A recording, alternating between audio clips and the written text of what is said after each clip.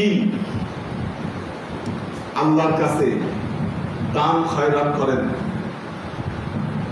Number 4 নেক আমলের মাধ্যমে আল্লাহর ওয়াসিলা প্রার্থনা করেন। এই 4টা বিষয় আপনার বালা মুসিবতকে দূরীভূত করবেই ইনশাআল্লাহ।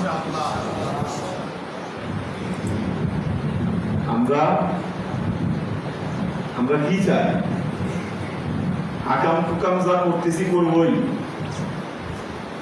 তারপরেও বালা মুসিবত যা আছে এটাকে দূর হইতে হবে। আমি আমাকে সংশোধন করবো না, আমি যেমন আছি তেমনই লাগবো, কিন্তু বালা মুসিবত যাইতে হবে। কারণ শয়তান তো আমার মাথায় ঢুকাই দিছে এটা তোমার তকদিরের কারণে তোমার উপর বালা মুসিবত আসে।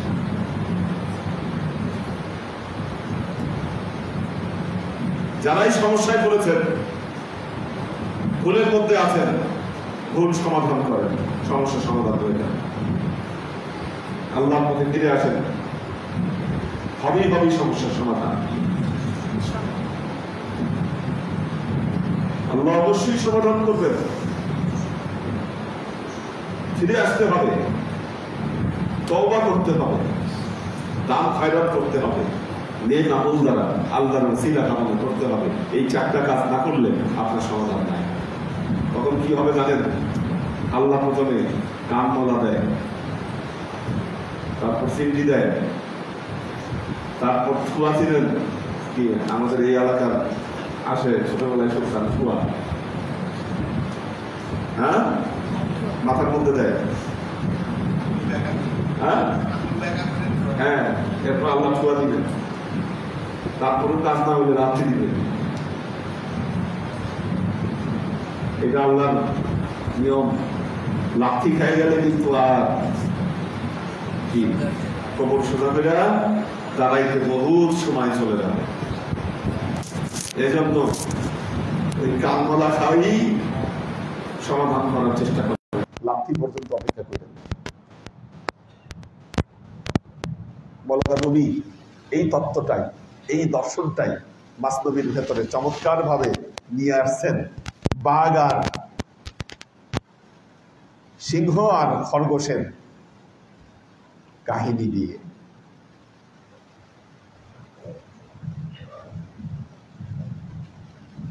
বনের রাজা সিংহ, প্রতিদিন শিকার করে। বনের পশুরা এই বনের রাজার ভয়ে তটস্থ। একদিন এসে বনের রাজাকে বলল, হুজুর, জাহাপনা, আপনি এত জ্ঞানী মানুষ, প্রতিদিন আপনি বাইরে আনার এত কষ্ট করেন, আমাদের পিছনে এমন চেষ্টার মতো ঘুরে বেড়ান, দরকার কি? তার চেয়ে আপনি আপনার গর্তেই থাকবেন, আমরা প্রতিদিন আপনার গর্তে একটা করে পশু আমরা নিজেদের মধ্যে লটারি করব, যার নাম উঠবে আমরা তাকে পাঠিয়ে দিব আপনার কাছে। সিংহ এটা শুনে রাজি হইল না, প্রথমে বলে না। ওরা বুঝায়, বনের পশুরা বলে যে আরে সব তো তকদিরের হাতে, আল্লাহ আপনার তকদিরে যা আছে তাই তো পৌঁছাবে, আপনার কষ্ট করে এই তকদির করার কি দরকার? সিংহ তখন তাদের আবার উত্তর দিয়ে, কেন তকদিরের উপর বসে না থেকে পরিশ্রম করতে হবে, কি এই যুক্তি সিংহ উপস্থাপন করে। বনের পশুরা আবার তার যুক্তি খণ্ডন করে কেন তকদিরের উপর বিশ্বাস করতে হবে তারা তাদের যুক্তি উপস্থাপন করে। এই দুই যুক্তিতে সিংহ তাদের যুক্তি খণ্ডন করতে না পেরে তাদের কথা মেনে নেয়। মেনে নেওয়ার ফলে যা হয়, প্রতিদিন একটা করে সিংহ, একটা করে পশু সিংহের খাঁচায় তারা পৌঁছাইতে থাকে, সিংহের গুহায়। পৌঁছাতে পৌঁছাতে একদিন লটারিতে নাম উঠল খরগোশের। এখন খরগোশ তো চালাক, খরগোশ বলে, আমি এত সহজে যাচ্ছি না। এখন খরগোশ দেরি করে গেছে, তার যাওয়ার কথা দুপুরের মধ্যে, বিকালে গেছে। এইদিকে সিংহের পেটে খিদা লাগছে, সে প্রচন্ড রাগান্বিত হয়ে আছে। যখন খরগোশ সেখানে পৌঁছাইছে, খরগোশকে বলল, কি ব্যাপার বেয়াদব, তুই দেরি করলি? বলল, হুজুর আমি তো ছোট মানুষ, আমারে খায় আপনার পেট হয়তো ভরবে না, এই জন্য আমি আমার আরেক ভাইকে সাথে নিয়ে রওনা দিছিলাম। রাস্তায় এক সিংহের সাথে দেখা, জিজ্ঞাসা করলো, কই যাও? বলছি যে আপনার কাছে আসতেছি। এইটা শুনে সে রাগ করে আমার ভাইকে তার কাছে আটকায় রাখছে। এ কথা শুনে সিংহ তেলে বেগুনে জ্বলে উঠল। জ্বলে উঠে বলল, কই সেই সিংহ? খুঁজতে বের হইল। এইদিকে খরগোশ তাকে নিয়ে এক কুয়ার মধ্যে উপস্থিত হলো, কুয়ার কাছে। সিংহ যখন কুয়ার মধ্যে তাকাইলো, তার ছবি পড়লো, দেখলো ঠিকই কুয়ার মধ্যে এক সিংহ, তার সাথে আবার আরেকটা খরগোশ, খরগোশেরও ছায়া পড়ছে। দেখলো হ্যাঁ, কথাটা ঠিক, সিংহও আছে খরগোশও আছে। ওই খরগোশকে ধরার জন্য যেই কুয়ায় ঝাঁপ দিল, সিংহ মারা গেল। সিংহ মারা গেল। কয়েকটি জিনিস, এক হলো অদৃষ্টবাদ, এর যুক্তি পশুরা দেখাচ্ছে। সিংহ কিন্তু মানল না, সিংহ মানে নাই, সে আর্গু করেছে। আর্গু করার ফলে পশুরা আবার তার যুক্তি খণ্ডন করছে। যুক্তি খণ্ডন করার পরে সিংহ মেনে দিছে।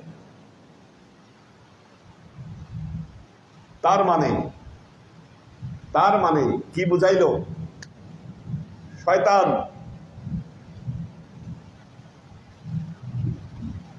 যুক্তি জ্ঞানের মাধ্যমে আসে, মস্তিষ্ক থেকে আসে।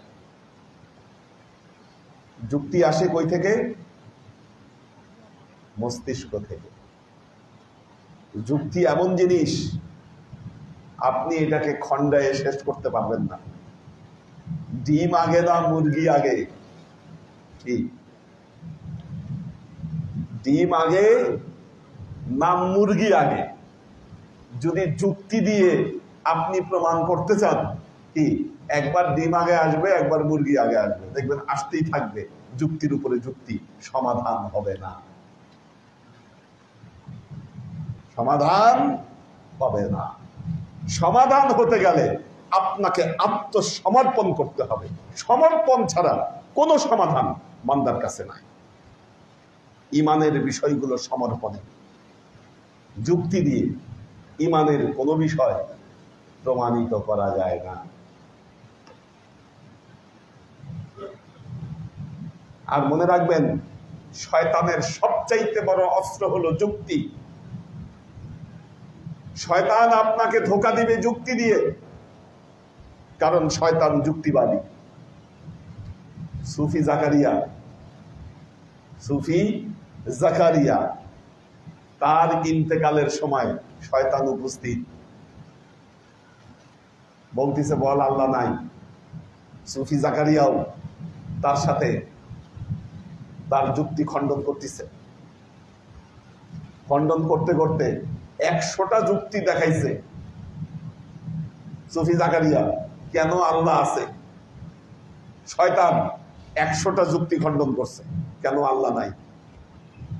এরপর সুফি জাকারিয়া বুঝতে পারছে এটা তো মরদুদ শয়তান। উনি বলছে, যা আমি বিনা যুক্তিতে মেনে নিলাম আল্লাহ এক, তিনি অদ্বিতীয়। বিনা যুক্তিতে। আপনার মধ্যে যদি এই সমর্পণ না থাকে, আপনার মুক্তির উপায় নাই। আমাদের দৃষ্টি হলো রেশনাল। কি দেখবেন, সবকিছুকে সে যুক্তি দিয়ে খণ্ডাইতে চায়, একটার পর একটা যুক্তি। কিন্তু যুক্তি দিয়ে আপনি আল্লাহকে পাবেন না। একবার এক চাইনিজ মেয়েকে নিয়ে আসছে, সে মুসলমান হয়েছে, কনভার্টেড মুসলিম, বিয়ে করছে আর কি আমাদের বাংলাদেশি এক ছেলেকে। এখন তাকে নিয়ে আসছে এটা বোঝানোর জন্য, সে দিনের বিষয়গুলো সে বুঝে না। এখন তার প্রশ্ন, আল্লাহ সবাইকে তৈরি করছে, কারণ চাইনিজ সমাজে তারা কোনো স্রষ্টায় বিশ্বাস করে না। এখন যখন স্রষ্টার কনসেপ্ট তার সামনে উপস্থাপন করা হয়েছে, সে এখন বুঝতে পারছে না যে এই স্রষ্টা সব সৃষ্টি করলো, তাকে তাইলে সৃষ্টি করলো কে, এটা তার ভাইটাল কোশ্চেন। তারে সৃষ্টি করলো কে, এখন তার এটার উত্তর দিতে হবে।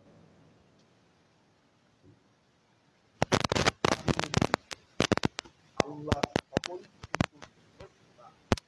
বিনা যুক্তিতে বিনা প্রশ্নে আপনি যদি মেনে নিতে না পারেন, আপনার ইমানের জায়গায়। মনে রাখবেন, যারাই যুক্তিবাদের উপর মানুষের ইমানকে, বিশ্বাসকে দাঁড় করাতে চেয়েছে, তারাই কিন্তু পথভ্রষ্ট হয়েছে, তারাই পথভ্রষ্ট হয়েছে।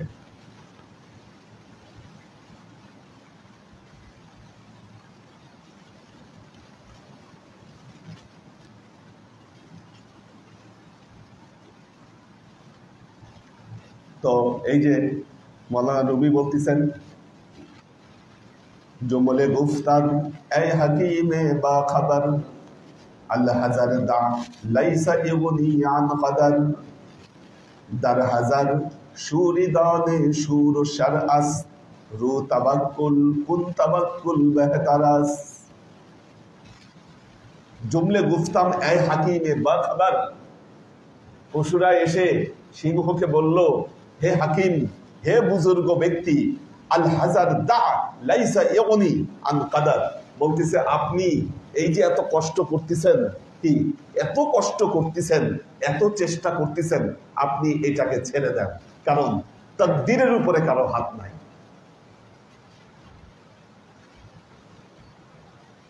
যুবকেরা বলি, আমাদের ইয়াং গ্রুপ,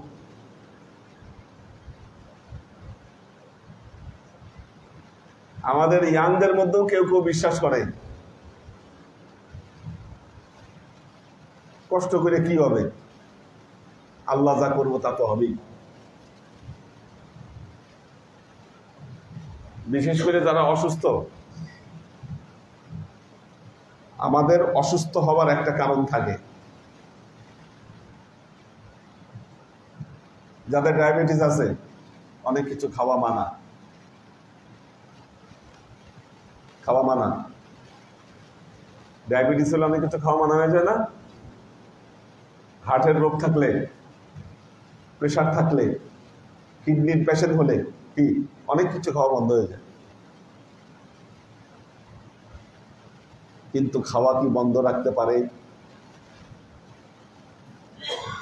আল্লাহর বান্দা বান্দিরা যখন তার নিয়ম ভাঙে, দেখবেন এই কথা বলেই ভাঙে, আরে যা কপালে যা আছে হবে। আমার নিজ চোখে দেখা বহু মানুষ এই কথা বলে কি যা খুশি তাই করছে। যুক্তি কি? আরে কপালে যা আছে তাই হবে। এই যে বলতেছে আল হাজার দা, কষ্ট করা ছাড়ো, লাইসা ইগুনি আন কদর, তুমি ভাগ্যকে তুমি জয় করতে পারবা না, এটা ভুল, এটা মিথ্যা। আপনি যতটুকু আপনার নিজেকে সংযত করবেন, আপনি কষ্ট দিবেন, কষ্ট করবেন, আপনার সুস্থতা, আপনার হায়াতের কি দীর্ঘতা বৃদ্ধি পাবে। এই তকদির আপনার হাতে।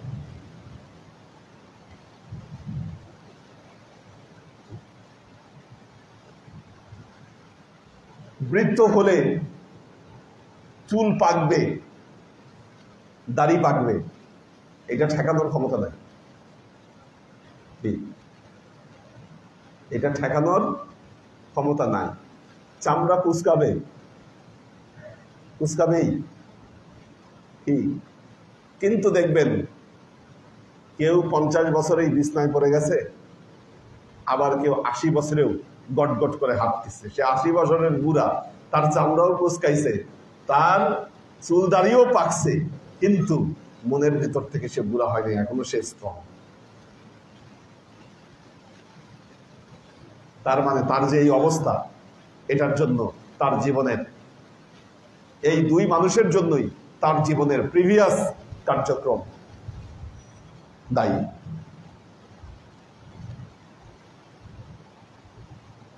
আল্লাহ মানুষকে এমন ভাবে তৈরি করেছে, আপনি আপনার শরীরকে যত পোড়াবেন এটা তত খাঁটি হবে, আর এটাকে যত আরাম আয়েশ আপনি দিবেন আপনার শরীর ধ্বংসের দিকে আগাবে। কোনো ভুল নাই এতে।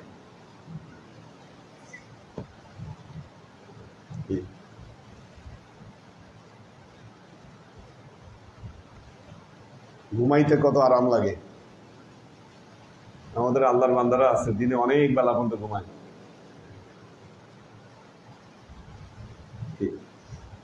অনেক বেলা পর্যন্ত। ইয়াং জীবনটা কিভাবে নষ্ট হচ্ছে দেখেন, শারীরিক সক্ষমতা তাদের কিভাবে নষ্ট হচ্ছে এই কারণে বেলা পর্যন্ত ঘুমানোর কারণে। শরীর কিন্তু ক্ষয় হচ্ছে, বুঝতে পারছে না তারা। অতিরিক্ত ঘুম, অতিরিক্ত খাবার সবকিছু ক্ষতিকর মানুষের জন্য। এই জন্য বলে মৌলানা রুমিরই একটা কথা আছে, কাম খুরদান কাম খুফতান আলামতে সুফিস্ত। কি কম খাওয়া, কম ঘুমানো, এটা সুফিদের আলামত। সুফিরা কম খায়, কম ঘুমায়, শরীরকে যত আরাম দিবেন। এই জন্য ডাক্তাররা বলে হাঁটতে, আমাদের হাঁটতে কষ্ট লাগে, এই যে কষ্ট সহ্য করতে চাই না, কিন্তু এই কষ্টকে যদি সহ্য না করি এই কষ্ট আমাদেরকে আরো বৃহৎ কষ্ট ডেকে নিয়ে আসবে। আপনি আজকে যত পরিশ্রম করবেন এটা আপনার ভবিষ্যতের সৌভাগ্যের দ্বার উন্মুক্ত করবে আপনার জন্য।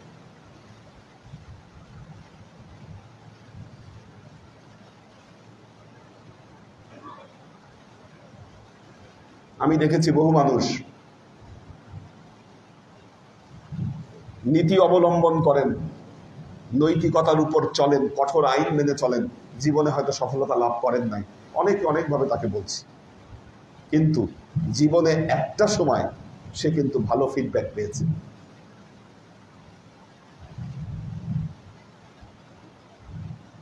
আমাদের বর্তমান যে জাতীয় মসজিদের খতিব মুফতি মালিক সাহেব, তার একটা সার্ভিস ছিল ফোনে, এটা কেউ চিনত না কিন্তু দেখেন, কিন্তু উনি ফোনে একটা সার্ভিস দিত। কেউ কোনো হাদিসের ব্যাপারে ওনাকে ফোন দিয়ে জিজ্ঞাসা করলে উনি রেফারেন্স খুঁজে বাইর করে বলে দিত, এবং কোনো বিরক্ত হইতো না, করতো এটা। আল্লাহ তার জীবনের শেষ দিকে এসে কিন্তু রিওয়ার্ড দিতে থাকে, এটা কিন্তু কেউই চিনত না। আবার এই যে বিগত বছরগুলোতে যারা স্বেচ্ছাচারিতার পথ অবলম্বন করেছেন আজকে তাদের পরিণতি দেখতে পাচ্ছেন। জীবন এই পরিণতি আপনাকে দিবে, এই জন্য জীবনকে একটা মানদণ্ডের উপর দাঁড় করা, এটা হচ্ছে সুফিদের একটা বড় কর্তব্য। সুফিরা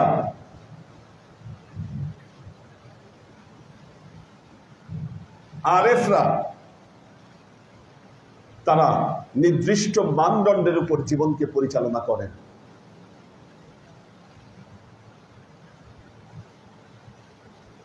এবং এটাই তাদের জীবনের উন্নতির মাপকাঠি হয়ে থাকে। আল্লাহ আশেক ও সালেক বৃন্দ, এই জন্য বলতেছে আজকে তো আবার খাওয়া দাওয়াও আছে না,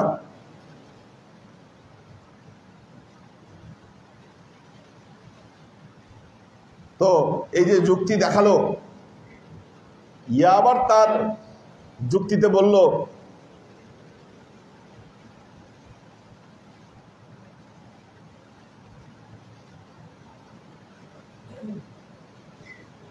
সিংহ বলল গুফত অরে তাওয়াক্কুল রাহবারাস ইন সাবাব হাম সুন্নাতে পেগাম্বারাস। বলতেছে হ্যাঁ, তাওয়াক্কুল আল্লাহর উপরে করব, তাওয়াক্কুল মানুষকে পথ দেখায়, কিন্তু কষ্ট করে ভাগ্য অর্জন করা এটা আমার নবীদের কি সুন্নাত। কোন নবী বসে থাকে না, কোন নবী বসে থাকে নাই, নবীরা কষ্ট করছে। তো বলতেছে তুমি বল ঠিক আছে তাওয়াক্কুল আবার, কিন্তু মনে রাখতে হবে যে কষ্ট করা এটা হচ্ছে নবীদের সুন্নত। এই জন্য বলতেছে গুফত পায়াম্বার বে অজার বান ব তাওয়াক্কুল জানুইয়ে আশতার বেবান। এক বেদুইন আল্লাহ নবীর কাছে আসলো, নবী জিজ্ঞাসা করলো তোমার উট কই? বলে আমি ছেড়ে দিয়ে আসছি উট, আল্লাহর উপর তাওয়াক্কুল করে আমি উট ছেড়ে দিয়ে আসছি। আল্লাহ নবী বলল এটা তাওয়াক্কুল না, আগে তুমি উটের পা বাঁধো, তারপর তাওয়াক্কুল করে তুমি উট ছেড়ে দাও।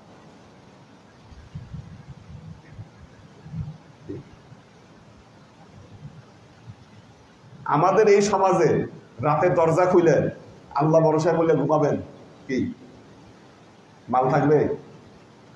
মসজিদের বাইরে জুতা রেখে গেলে জুতা পাওয়া যায় না, আল্লাহ ভরসা বলে আপনি মাল রেখে গেলে এটা পাবেন আপনি? এই সমাজে সম্ভব না। অথচ নেপালে দেখছি পাহাড়ি এলাকা, আপনি ব্যাগ ফেলে দিয়ে যাবেন কোথাও, আমি ব্যাগ ফেলায় চলে গেছি, ফিরে এসে একই জায়গায় ব্যাগ পাইছি, কেউ ধরেও নাই ওখানে। এরা মুসলিম না, কিন্তু ভেতরে ইথিক্স এইভাবে গড়ে উঠছে। কিন্তু আমরা সেই ইথিক্স আমরা শিখি না। এই জন্য আল্লামা ইকবাল বলছেন আমি পশ্চিমে গিয়েছি, মুসলমান পাই নাই, ইসলাম পাইছি। আবার প্রাচ্যে যখন আসছি, কি এখানে মুসলমান আছে অনেক, কিন্তু ইসলাম নাই। মিথ্যা কথা বলে, গীবত করে, একজনের পিছনে আরেকজন লাগায়। কি এই যে গুণাবলী কি একটাও ইসলামে আছে? এগুলো আমরা অহরহ করি, আর এগুলো যে গুনাহ এটাও মনে করি না। মিথ্যা কথা আমাদের ফ্যাশন। থেকে আসবে রহমত। যখন মানুষ কথা বলে, বিশেষ করে আমাদের মা বোনেরা, কথার টপিকে কোথায় জানি গীবতের গন্ধ পাওয়া যায়। বললে বলে এতটুকু না বলতে পারলে কি বললে বল, আমরা কি আলোচনা করব? আলোচনার কোনো টপিক নাই। গীবতটা যদি বাদ দিয়ে দেওয়া হয়, দেখবেন আলোচনার কোনো টপিক নাই। বাস্তবতা আমাদের জীবনে রহমত এত সোজা।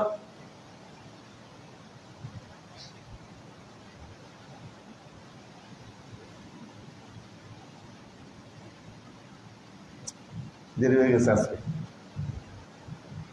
যখন ক্লাসে খবর দিচ্ছেন আমারে, তখনও উপরে দেখি 25 জন। তারপরেও কোনো মতে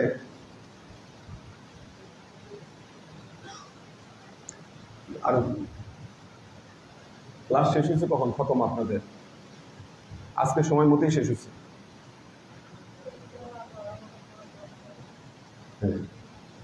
তো যেহেতু আজকে খাওয়া দাওয়া আছে, আর কন্টিনিউ করতে পারছি না। দেখি কারা আছে আজকে। খাওয়া দাওয়া কার পক্ষ থেকে, কার জন্য?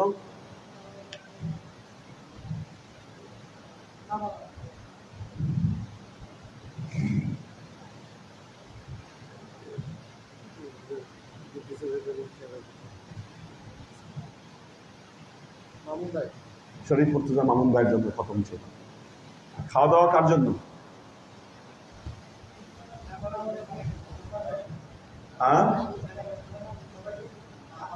নাবালক। নাবালকের ছেলে কই? হ্যাঁ, এর বাবার জন্য ব্যবস্থা কি জানে না? তা জানেও না। হ্যাঁ, নাবালকের ভাতিজাই জানে না। ঘটনা কি এটা? হ্যাঁ, অলৌকিক ঘটনা। নাবালকের জন্য রান্না বান্না খাওয়া দাওয়া হচ্ছে, নাবালকের ভাতিজাও জানে না, ছেলেও জানে না। হ্যাঁ, এটা ওনার তকদির। ওনার জন্য দোয়া করবেন।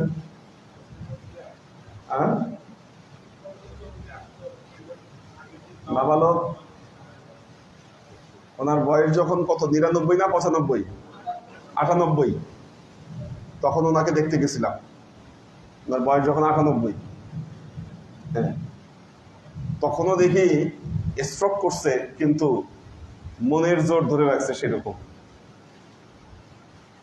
ওনার বিবি তো মনে হয় বেঁচে আছে এখনো। তখন হ্যাঁ, তখন বললো যে আমার বিবির বয়স 96 আর আমার বয়স 98। হ্যাঁ, প্রতি শুক্রবারই উনি আসতো এবং খুব সুন্দর লাহানে কোরআন তেলাওয়াত করতো।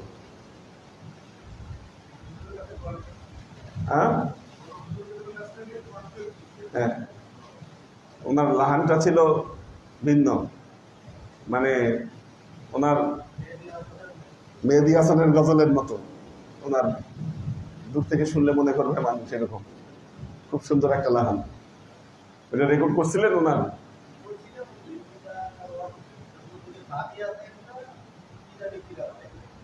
আচ্ছা, বুঝতে পারছি। আল্লাহ ওনাকে জান্নাত নসিব করুন। আমাদের মামুন ভাই একটু সমস্যায় আছে, ওনার জন্য দোয়া করবেন। সহজ সরল মানুষের জন্য আখেরাতে পার হওয়া সোজা, কিন্তু দুনিয়ায় মানুষ অযথা কষ্ট দেয় তাদেরকে। এই জন্য খারাপ মানুষের সংস্রব থেকে যত পারেন দূরে থাকবেন। সিটার বাটপার মানুষের কাজ হলো লোভ দেখানো। যারা মনে করবেন একটা ডবল করে দিবে আপনাকে,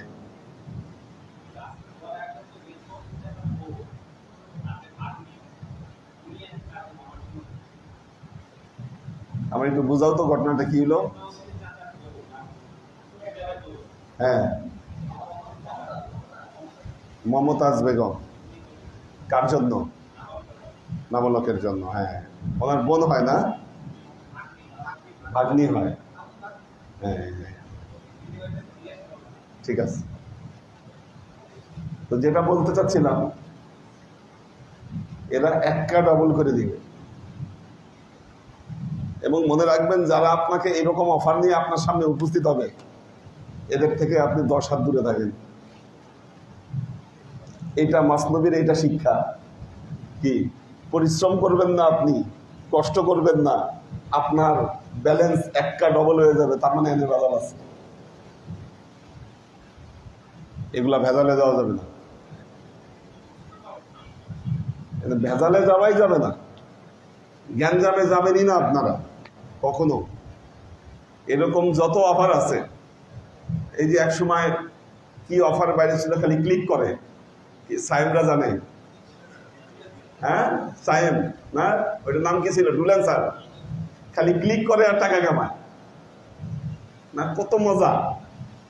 এই ক্লিক করে টাকা কামাইতে কামাইতে পর সব টাকা পয়সা নিয়ে বিদায়। দেখছেন না এগুলো আপনারা? হ্যাঁ, ওই যে ক্লিকের ইনকাম ক্লিকেই চলে গেছে। পরিশ্রম করতে হবে, নাহলে হবে না। এটা আল্লাহ ওনাকে হেফাজত করুক। কোনো কোশ্চেন আছে কিনা আমি জানি না। দেখি সাজ্জাদ হোসেন সাগর, সাজ্জাদ রহমান, আজকে পড়ার সময় নাই, এজন্য দোয়া করবেন। আল্লাহ সবাইকে যেন ভালো রাখেন, সুস্থ রাখেন। আল্লাহুম্মা আমিন।